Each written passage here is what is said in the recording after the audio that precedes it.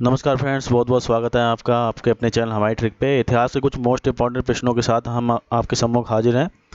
बने रहिएगा वीडियो में लास्ट तक। मैं हूं प्रेम शंकर कश्यप, स्वागत करता हूं आपका हमारी ट्रिक चैनल पे। अगर आप हमसे जुड़ना चाहते हैं तो चैनल को सब्सक्राइब कर सकते हैं, साथ ही साथ बेल आइकन को प्रेस कर दीजिएगा, जिससे कि कोई भी वीडियो मैं अपलोड करूँगा उसका नोटिफिकेशन आप तक पहुँचता रहेगा। तो फटाफट चलते हैं अपने प्रश्नों की तरफ। पहला प्रश्न आ रहा है आपकी स्क्रीन पर, देखिए फटाफट। देखिए पहला प्रश्न है आपकी स्क्रीन पर, विजयनगर के शासकों ने प्रोत्साहित किया मलयालम, तमिल और संस्कृत को, हिंदी, मराठी और संस्कृत को, तमिल, तेलुगु और संस्कृत को, तेलुगु, उर्दू और संस्कृत को। तो राइट आंसर है हमारा तमिल, तेलुगु और संस्कृत को। तो विजयनगर के शासकों द्वारा जो है प्रोत्साहन सबसे ज़्यादा किया गया तमिल, तेलुगु और संस्कृत भाषा को। तो याद रखिएगा। अगला प्रश्न देख लेते हैं फटाफट। देखिए, तराई के प्रथम युद्ध में निम्नलिखित में से किसको पृथ्वीराज चौहान ने हराया? चार ऑप्शन है, मोहम्मद गौरी, बलवन, बाबर या इनमें कोई नहीं। तो देखिए राइट आंसर है मोहम्मद गौरी। देखिए, तराई के प्रथम युद्ध में पृथ्वीराज चौहान ने मोहम्मद गौरी को हराया, याद रखिएगा। अगला प्रश्न देख लेते हैं फटाफट। देखिए, निम्नलिखित में से किस सुल्तान ने दरबार में फारसी रीति रिवाजों को अपनाया? चार ऑप्शन है, बलवन, मोहम्मद गौरी, शाहजहां या हुमायूं। तो राइट आंसर है बलवन। देखिए, बलवन के शासनकाल में इसने अपने दरबार में फारसी रीति रिवाजों को अपनाया। अगला प्रश्न देख लेते हैं फटाफट। देखिए, दक्षिण विजय करने का मिशन अलाउद्दीन खिलजी ने किसे सौंपा था? चार ऑप्शन है, मलिक कफूर, बलूच खां, तमारा या इनमें कोई नहीं। तो राइट आंसर है मलिक कफूर। देखिए, दक्षिण को विजय करने का लक्ष्य जो है अलाउद्दीन खिलजी ने मालिक कफूर को सौंपा था, याद रखिएगा। अगला प्रश्न देख लेते हैं। दिल्ली सल्तनत पर शासन करने वाला पहला मुस्लिम शासक कौन था? बहुत ही मोस्ट इंपॉर्टेंट प्रश्न है। दिल्ली सल्तनत पर शासन करने वाला पहला मुस्लिम शासक कौन था? देखिए, चार ऑप्शन आ रहे हैं, शाहजहां, अकबर, कुतुबुद्दीन ऐबक या बलबन। तो राइट आंसर है कुतुबुद्दीन ऐबक। देखिए, दिल्ली सल्तनत पे सबसे पहले शासन करने वाला मुस्लिम शासक कुतुबुद्दीन ऐबक था। अगला प्रश्न, दिल्ली सल्तनत की राजकीय भाषा क्या थी? बहुत ही मोस्ट इंपॉर्टेंट प्रश्न है। अगला ऑप्शन देख लेते हैं, अंग्रेजी, हिंदी, अरबी या फारसी। तो देखिए राइट आंसर है फारसी। दिल्ली सल्तनत की राजकीय भाषा जो थी वो फारसी थी। बढ़ते हैं अगले प्रश्न की तरफ। देखिए, प्रश्न है हमारा, किस सुल्तान ने अपनी राजधानी दिल्ली से आगरा में स्थानांतरित की थी? देखिए, चार ऑप्शन आ रहे हैं आपकी स्क्रीन पे, फटाफट देखिए। कुतुबुद्दीन ऐबक, शाहजहां, सिकंदर लोदी या बलबन। तो राइट आंसर है हमारा सिकंदर लोदी। सी ऑप्शन हमारे करेक्ट है। सिकंदर लोदी ने दिल्ली से आगरा अपनी राजधानी स्थानांतरित की थी। पहले इनकी राजधानी दिल्ली थी, बाद में इन्होंने जो है आगरा में अपनी राजधानी स्थानांतरित कर दी। तो याद रखना है आपको, सिकंदर लोदी। अगला प्रश्न देख लेते हैं। निम्नलिखित में से दिल्ली का अंतिम शासक कौन था? याद रखिएगा, बहुत ही मोस्ट इंपॉर्टेंट प्रश्न है। दिल्ली का अंतिम सुल्तान कौन था? देखिए, चार ऑप्शन आ रहे हैं आपके इसमें, इब्राहिम लोदी, राणा सांगा, मोहम्मद गौरी या अलाउद्दीन खिलजी। तो राइट आंसर है इब्राहिम लोदी। तो लोदी वंश जो है दिल्ली सल्तनत का अंतिम वंश था। साथ ही साथ इब्राहिम लोदी जो है इस दिल्ली सल्तनत का अंतिम सम्राट था। तो याद रखिएगा, अंतिम जो है सुल्तान इब्राहिम लोदी था। साथ ही साथ अगर बात करें दिल्ली का अंतिम वंश, तो वंश जो था लोदी वंश था, याद रखिएगा। अगला प्रश्न देख लेते हैं फटाफट। देखिए, सबसे ज़्यादा मंगोलियाई आक्रमण जो है किसके शासनकाल में हुए थे? देखिए, चार ऑप्शन आ रहे हैं आपके स्क्रीन पे, मोहम्मद गौरी, अलाउद्दीन खिलजी, बलवन या बाबर। तो राइट आंसर है अलाउद्दीन खिलजी। देखिए, अलाउद्दीन खिलजी का ऐसा शासनकाल था जिसमें सबसे ज़्यादा मंगोलियाई आक्रमण हुए थे। चंगेज खां के जितने भी सेनापति थे या उनके जो भी वंशज थे, उन्होंने जो है अलाउद्दीन खिलजी के शासनकाल में सबसे ज़्यादा आक्रमण हुआ था और सबसे ज़्यादा जो है इसी के शासनकाल में भारत आए थे। अगला प्रश्न देख लेते हैं फटाफट। निम्नलिखित में से किसे तोता ए हिंद कहा जाता है? प्रश्न एक बार फिर से पढ़ लीजिए। निम्नलिखित में से किसे तोता ए हिंद कहा जाता है? चार ऑप्शन आ रहे हैं आपकी स्क्रीन पे, अमीर खुसरो, तानसेन, जयचंद या फिरोज तुगलक। तो राइट आंसर है देखिए अमीर खुसरो, ये ऑप्शन हमारे करेक्ट है। तोता ए हिंद जो है अमीर खुसरो को कहा जाता है। बहुत ही मोस्ट इंपॉर्टेंट प्रश्न है, कई एक बार एग्जाम्स में पूछा गया है, बहुत बार आता है, याद रखिएगा आप। अगला प्रश्न देख लेते हैं फटाफट।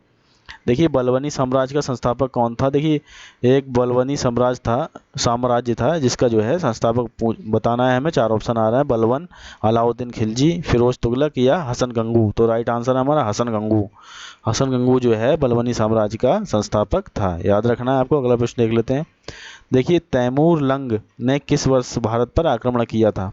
तैमूर लंग ने किस वर्ष भारत पर आक्रमण किया? देखिए, चार ऑप्शन आ रहे हैं आपकी स्क्रीन पे, 1398, 1498 या 1298 या 1598 ईस्वी। देखिए, राइट आंसर चेक कर लेते हैं। राइट आंसर हमारा ए ऑप्शन बिल्कुल करेक्ट है। 1398 ईस्वी में तैमूर लंग ने भारत पर आक्रमण किया था, याद रखिएगा। अगला प्रश्न देख लेते हैं। देखिए, रुपया जो है, रुपया नामक जो है एक मुद्रा चलाई गई थी, एक सिक्का चलाया गया, पहली बार किसके द्वारा चलाया गया? देखिए 4 ऑप्शन है, अली शाह, बलवन, शेर शाह सूरी या हुमायूं। तो राइट आंसर है शेर शाह सूरी। सी ऑप्शन हमारा करेक्ट है। शेर शाह सूरी द्वारा रुपया नामक नया सिक्का पहली बार जारी किया गया था। याद रखना है आपको। अगला प्रश्न देख लेते हैं। विश्व प्रसिद्ध ताजमहल जो है किस शासक के द्वारा बनवाया गया? याद रखिएगा, विश्व प्रसिद्ध ताजमहल किस शासक के द्वारा बनवाया गया। ये बहुत ही मोस्ट इंपॉर्टेंट प्रश्न है, साथ ही साथ बहुत ही ज़्यादा आसान प्रश्न है। सभी को आपको पता होगा, कुछ को नहीं पता है। तो देखिए मैं हमेशा से कहता हूँ, जो भी सरल प्रश्न होते हैं, चाहे कठिन हो चाहे सरल हो, नंबर सबके बराबर ही होते हैं। तो इसीलिए सरल प्रश्नों को पे भी उतना ही महत्व देना चाहिए जितना कि कठिन प्रश्नों पर दिया जाता है। तो देखिए सरल प्रश्न है, लेकिन आपको बताना है। राइट आंसर है 4 ऑप्शन है, अकबर, हुमायूं, शाहजहां या बाबर। तो राइट आंसर है शाहजहां। तो सभी को पता है ताजमहल जो है शाहजहां ने बनवाया था।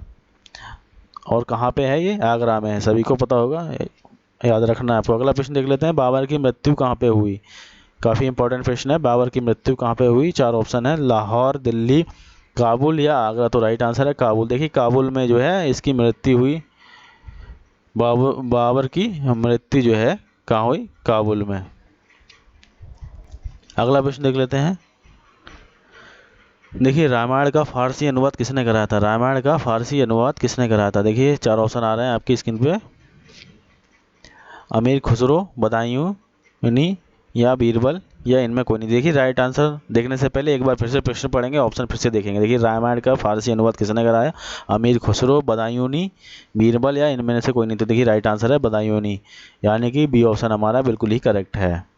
अगला प्रश्न है, किस जैन विद्वान वह जैन विद्वान कौन था जिसका अकबर बहुत आदर और सम्मान करता था?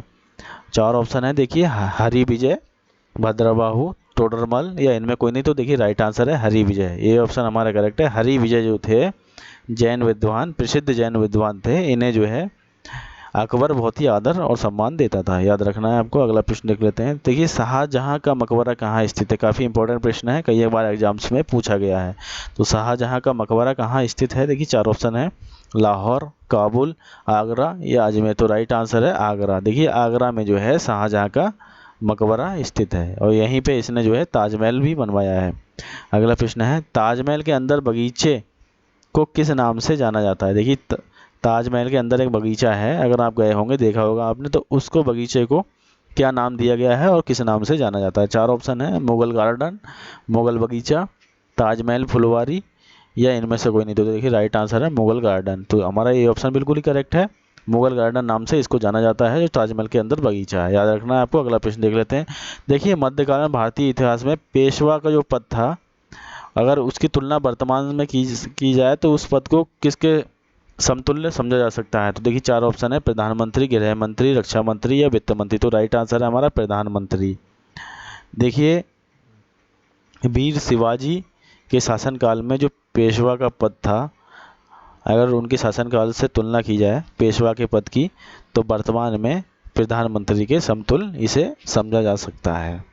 तो याद रखना है आपको। ये काफ़ी इंपॉर्टेंट प्रश्न थे और मध्यकालीन भारत के ये सब प्रश्न हमने आज के वीडियो में आपसे डिस्कस करे। उम्मीद है आप इनको अच्छे से आप स्टडी करेंगे, साथ ही साथ इनका लाभ लेंगे। अगर आप हमसे जुड़ना चाहते हैं, साथ ही साथ करंट अफेयर की वीडियो भी रोजाना देखना चाहते हैं, हमसे जुड़ना चाहते हैं, तो चैनल को सब्सक्राइब कर सकते हैं, वीडियो को लाइक कर सकते हैं। अगर आपको अच्छा लगा हो तो फ्रेंड्स के साथ में अपने जितने भी व्हाट्सएप ग्रुप हैं उनमें शेयर कीजिएगा, साथ ही साथ टेलीग्राम ग्रुप हैं उनमें भी शेयर कीजिएगा और ज़्यादा से ज़्यादा हमें सपोर्ट करें। तो देखिए कम समय में ज़्यादा नॉलेज के लिए हमसे जुड़ सकते हैं आप। और क्योंकि मैं हमेशा से ही कहता हूँ समय बहुमूल्य है, इसका सदुपयोग करें। बहुत बहुत धन्यवाद।